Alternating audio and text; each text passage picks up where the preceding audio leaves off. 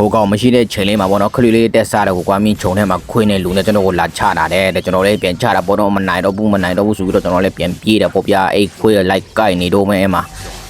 ရှော့ပြီပေါ့အဲ့ကောင်ကတော့ခွေးတစ်ကောင်နဲ့ဆိုတော့ကိုလည်းမနိုင်ဘူးလေတယောက်တည်းဆိုတော့အဲ့တန်လာပြီဆိုမှတော့ဟာချတော့တယ်ဟုတ်တယ်ကိုလည်းချတာပေါ့နော်တန်ဆွဲလာလားလို့မှမခွေးကိုပဲတွားဆွဲနေတဲ့ကောင်းလာတဲ့တန်ပလီယာလေးပါဗျာကန်ကောင်းလို့ရှော့တာအဲ့ကောင်ကြီးကကွာဟိုက်ပါလာကောက်ပြီးလို့ပေါ့ကိုလည်းတော့ခွေးတကောင်နဲ့ကိုတိုင်ပတ်နေပြီကွာမင်းဖာဆနာပါလာတယ်ဆိုတော့ကိုလည်းတီးပြီကွာမင်းတို့ကောင်မပြေးနဲ့လေဟဲ့အောင်မိုက်မပြေးနဲ့ကိုလည်းတော့လိုက်မမီဘူးလေတန်ပလီယာတော့ကောင်းတယ်ဗျာဆွဲပြီးဆိုတော့ချအဲ့လောတက်ရမတက်ရအဓိကမဟုတ်ဘူးခေါ်ပြဖို့အဓိကပဲမင်းတို့ကောင်တွေကိုလူကိုလှုပ်တာလားဟဲ့အောင်ယော်မှာဟဲ့အောင်မင်းဘာဖြစ်ချင်လဲပိုင်ဝမ်လာခေါ်ချင်တယ်မင်းမားနေပြီဟဲ့အောင်လူမားနေပြီဒီကောင်လူမားနေပြီမင်းပဲပြေးမလဲယော့ဖြင်ရချောကွာမင်းတို့ကောင်တွေ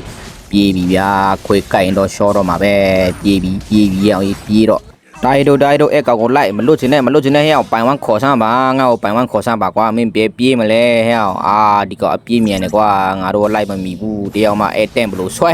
ငါလိုမှတန့်ကလည်းကွာတလွယ်ကြီးပဲဆွဲနေတယ်အဲ့ကောင်လွတ်ပြီဗောလို့